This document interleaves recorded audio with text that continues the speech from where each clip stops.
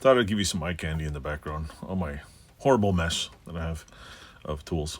Mostly junk, but a lot of tools. Today on this Tooly Tuesday video, you should like and subscribe because I'll hopefully have some useful videos for you to learn.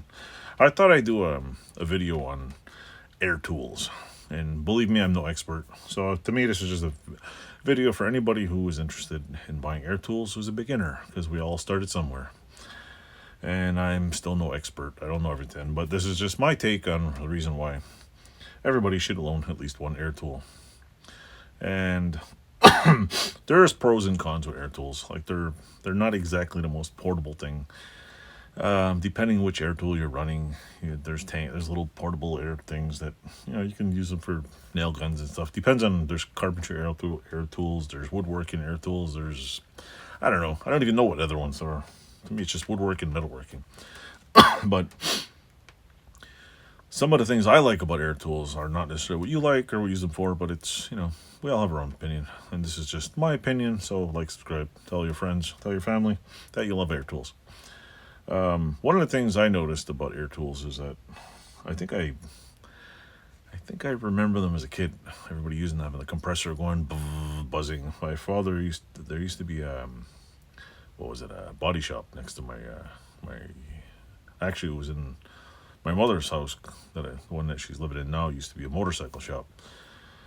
And then there was an auto body shop or other house, and there was always, the air tools were spray guns for spraying cars and the sanding, and it was always air sanders and whatever, and they used to work on cars. I always thought they were cool. I was never like a big I gotta become a body man. But that was fun. We used to go in there. I remember getting paid $1 one time for just sand it this way, sand the car down. We sanded this side for like 10 minutes and quit because I had patience as a 6 or 7 year old or 10-year-old to sand the whole car down. No. I do remember the cat though walk across the car after paint. But for my personal reasons, I just bought some air tools one day because, well, I had I built my garage, my other first garage, which is no longer a garage, it's now my store. And I was just buying tools, and it was like, power tools were, I don't I don't think they were as cheap. Maybe it's about 20 years now since I've been playing with tools. I haven't been playing with tools most of my life. But they, I think DeWalt came out with their, 18-volt set. They weren't really, it was like $700 for like 5 tools. I think I paid like $300. They were liquidating it. And it wasn't really a lot of, air tools have always been around. And I was like, you know what? I like air tools. And I think I bought I don't know what I was doing. I started getting I wanted to weld, there was. And a lot of the metal working tools are air tools. So I bought a couple of air tools. And I've always been the person who buy quality air tools. I don't like buying junk. I mean, if you're going to, what is that old saying? Buy it first time. Buy it once and never have to buy it again. And you can differ on brands. But at the time I picked up were the CP, Chicago Pneumatic ones. And what I've noticed over time is you can buy cheap ones, you can buy good ones, up to you. Whatever you can afford. I'm not gonna be like, I have to buy Snap-on ones. But I've liked air tools. But the biggest drawback I had was the air compressor. At the time, I had a smaller tank. Now I think it's a 60-gallon or something. I don't know. It's a big one. It's about tall as me. It's noisy. Got air hoses. People can complain about that. You got air leaks, and you got to oil the tools. But for anybody just getting into tools, I would recommend, if you're stationary garage, like tinker or whatever, I'd say at least get some air tools. Because electric tools used, cordless I should say, are cheap. The corded ones are almost the same price nowadays. But there's different uses for different strokes for different folks, as people say. And there's all kinds of things. Like an example, one of the most common people use air tools is to put air in tires. This is handy for everything. Motorcycles, bicycles, cars, balloons, whatever you want to put on it. Even shut up your you know what there. But there is such a wild range of air tools. It's absolutely insane. And they're cheap. When I first bought these, I think they were 50-something bucks an air tool. Yeah, and these days everything's expensive, but that was cheap because I think they were less than that. So I bought, like usual, I bought one, and then I bought another one, because I'm one of those people that I hate changing freaking. Oh, I want a wire brush on this one. I buy another L tool and put that one on permanently till it breaks. Then I change it to the same one. Also, the other thing about like wire brush, these things are cheaper for these tools than the big grinders. So if you don't use it very often, and I noticed with the pneumatic tools, there's right angles. I have another one on this one. There's everything under the sun. There's what is this, a 45 or 30-degree angle. There's also straight tip ones. But for the most part, what I've noticed is that like for me, it's basically, here's an example. If you're doing some work, look at the size difference. You can get these in tighter spaces. They're not always useful. Also, these things throw out bristles. Like you want to put an eye out, use one of these. These cups alone are sometimes half the price of the air tool. But this one is an electric tool. It has ripping power. This thing can tear off paint and stuff faster than this one can. But this one gets in tighter spaces. At one time, you were able to buy these for like $69 all day long. Yes, I own about at least 7 4-inch grinders because, again, I'm too lazy to change them. So I just buy another freaking grinder and I put flap discs, wire brush discs, cut-off discs, and separate ones in different lengths because it's just easier. And it's all a preference. Like an example, if you're drilling holes, here I'll show you.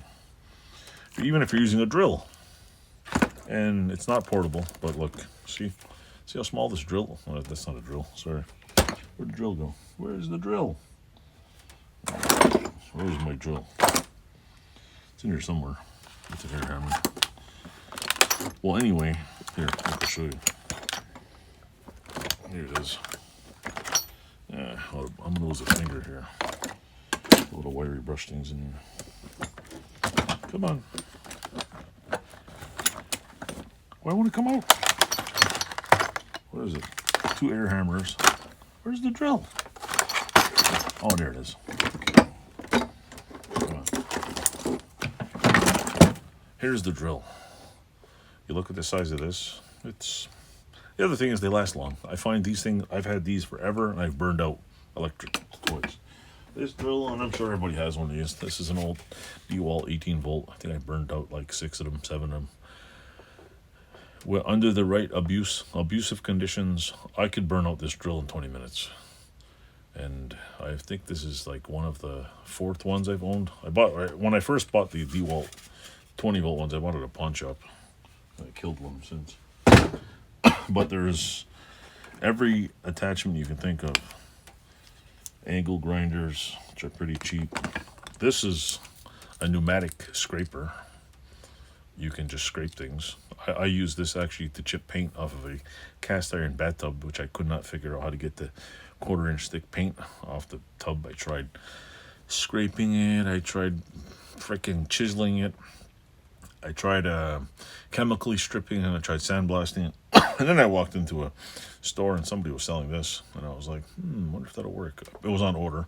2 weeks later, I did a square about this big with a regular paint scraper. Sandblasting didn't do anything because the paint was like 28 layers thick on one side. I did the whole tub in 20 minutes with this thing. I've used this for all kinds of stuff. They sell big long ones too. Basically, they sell giant ones like this for chipping tiles. So with that said, you can also cut metal with it. And even this, see how big this is versus this is the cheap one. I'll show you. Get it off here. That's a sheet metal cutter. Well, let me get this out of here without losing a finger. And here's this size. So do the math. Tight spaces, different things. You got all kinds of stuff you can work on. One of the more popular things that people use, if I put this back in here, remember where it goes, are simply air hammers. These work great. There's several different kinds. This is their Power Mate. I think it's a Walmart brand I early bought. Don't forget, there's vintage Thor air hammers, which I've yet to use this one. You can also put many different plugs in your walls, but for a beginner, I mean, you don't have to. You don't have to be a tool hoe like me. I just picked them up. The other thing air tools work great is for air. You want to clean yourself off? Everybody must own one of these things. I have at least 3 different types of these, and if you go online, there's people collect these things. Believe it or not, people collect everything. There's also, what else we got here? I'm not even sure what the hell this is. This is another. I think this is a sander. I don't have any sanding stuff, but you can buy sanding equipment, flat sanders, big sanders. There is. You can go to Harbor Freight and buy a needle scraper / whatever this thing is, kind of a whatever air thing. Here's the needle scraper attachment with all the needles right here. I have a use for it. I swear I do it. Good thing is Harbor Freight has cheap air tools. You can buy the wall attachments, which I've yet to put on the wall. There's what else here? And people in the automotive industry also air ratchets. You get a sore hand from. You can use these. There's also, where is it? Oh yeah. Right angle drills, which I couldn't find 2 seconds ago. You can also use this, and I absolutely hate this goddamn tool. This is a nibbler. These things spits out the most sharpest little razor blades, little half moon things, but man, you can cut sheet metal all day long with this thing. It works really good. Just nibble away, keep going. I also have I think I paid $20 for this at a pawn shop. Pawn shops too are good for finding these things. The one up the road here where I am thinks everything they get is full retail. This is an Onyx. This is a hole puncher / crimper. I paid $20. I think 20 or $30 for this. It was cheap. I have a Blue Point air ratchet, I guess.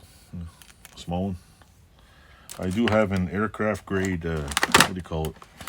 Drill, which I got from somebody who gave it to me. But there's every attachment under the sun. You can also hook up hydraulic jacks. I have a air powered planishing hammer. I have a what else do I have? I have a pneumatic, a couple other pneumatic tools, and the list goes on and on and on and on. Honestly, this one gets used all the time. This is like your fisherman's friend. Do all kinds of stuff with this. And then there's all sorts of crap. I think that's pretty much it. But they're not really a replacement for other electric tools. It's like I said, it depends if you want to see, because I have one of these, which is cordless, and I also use, where is it? I use mostly this one. What's the difference? Look at the size. Tight spaces. And basically, if you want to get even more technical, there's Dremel tools. If you want to cut smaller stuff, use a Dremel. Basically, it's an electric version of air tool. But this doesn't always go in the right place. This is great for, you want to break into the local country club and cut the lock off. This is great for it. You want to go on garbage day and cut chains off stuff. I mostly, the reason why I bought this, including the little DeWalt cut a 3-inch cutoff tool, is because of garbage day. I absolutely love going on there and going, just like, take it out and just take what you want and leave the rest there. But for the most part, anybody who's young, got not a lot of money to spend, you could go out and, depending on what your job is, or where you just want to tinker around, if you work hard enough and troll marketplace, you can find stuff real cheap. A lot of these tools back here, I paid almost nothing for, because marketplace. And you do find a lot of cool stuff on marketplace. And why not, right? So yeah, my recommendation is if you have the space, you have the place for an air compressor, and willing to tolerate earmuffs or earplugs or do stuff outside, and you want to work at home. If you're, like I said, different jobs. If you're on a job site, clearly you bring cordless tools, and if you're doing carpentry, you're doing a nail gun and whatever you need. But even Even nail guns. You can buy a corded nail gun for in your shop because honestly, I've been using a what is it? Cordless what was it? Grinder, reciprocator, whatever, and that thing eats batteries. I also did a video on a cordless tree pruner. Works great. Would I buy a air-powered tree pruner? I don't think they exist. The problem is I need a 400-foot air hose to go in the yard. So it depends on what you're doing because not every tool is suited for every job. And again, if you're a beginner, just go on Marketplace. Find like these things. You see them for every. I go to garage sales and sometimes I'll pick if I see a cheap tool, I won't pick it up because I what do you call it? What was I gonna say? I won't pick up the tool because I absolutely need it. I'll pick up the tool cheap because I know the one that I have is gonna die soon. And if you know it's gonna die, well, you buy another one. And if you're gonna pay $20 for a used one that still works, and the one you have is on its way out and costs $79 to replace, you buy the $20 one. So you kind of think ahead. Oh, also, I was going to say consumables too. The large discs these days are getting ridiculously expensive, and the small discs, little 2 or 3 inch ones, are getting cheaper. I've considered calling that company that sells a lifetime warranty grinding disc, and I'm like, $200 doesn't seem too bad because they just send it back and they replace it. So depends what you want. I also troll. Like I just bought a pack at Tractor Supply, $14 for a 25 or 30 pack or whatever, a big stack of 4-inch discs. Every time I see them on sale, I buy them. Why? Because they never go down in price. I see them on liquidation, I buy the whole pile. In Canada, if you buy a 10 or 15 pack of DeWalt discs here at Canadian Tire in Canada, last time I checked, they were $59. Just over the border here, they were on sale about a month ago for $7.99 a pack. So I bought 3 more. How many do I have? I don't buy them all the time. But when they're that cheap, if I have $20, I'll buy 2 more or 3 more. I think I have 10 packs of them. I can burn through cutting things in 10 minutes. The other reason why I always keep extras because if you're like me and you like working late night, like it's almost 10 o'clock at night in here and I'm doing a video, and you're working on something and you run out of, I don't know, let's say this thing breaks, the little swivel air tool thing, and you need another one, and you know the place is only open Monday, it's good to have an extra one. Same thing with grinding discs. I have at least 100 freaking grinding discs. It's like sandpaper. Use it once in a while, but I have, I don't know, probably 300 sheets of sandpaper. Why? Because when it's Sunday night and you really want to finish something and you don't want to run out and have to go and wait till Monday or Tuesday to go buy more, it's better to have it. And when you go to, Habitat for Humanity, and they're selling sandpaper for 25 cents a sheet, and they got a stack this high, you walk out with a stack that high because sandpaper is expensive. And air. But I mean, I think the last time I checked the CP tools, see, like even these ones, I've tried out the Harbor Freight ones, and like most grinding discs, if you let the disc do the work and don't force it, most of them will do the job pretty well. Most of them. Some, I've had a few Harbor Freight ones that I just touched on there, and it was like watching a cigarette just go down to nothing. And I've actually got a few that if you sit there and just go eat a little pressure, you can actually make the grind disc last quite a bit, long time. Anyway, I'm sat here and talked and showed you tools for 18 minutes, and I hope it was very informative. I hope the videos are getting better, and I'll try to make some better videos. I'm not, like I said, I do this for fun, and you know, it's what, how many minutes here? I gotta check my forehead here. Oh yeah, 19 minutes. So thanks for watching, like, subscribe, and I hope you liked my Tooly Tuesday video that I invented. I will try to make some more informative ones and help people out there. Thanks for watching. Toodles.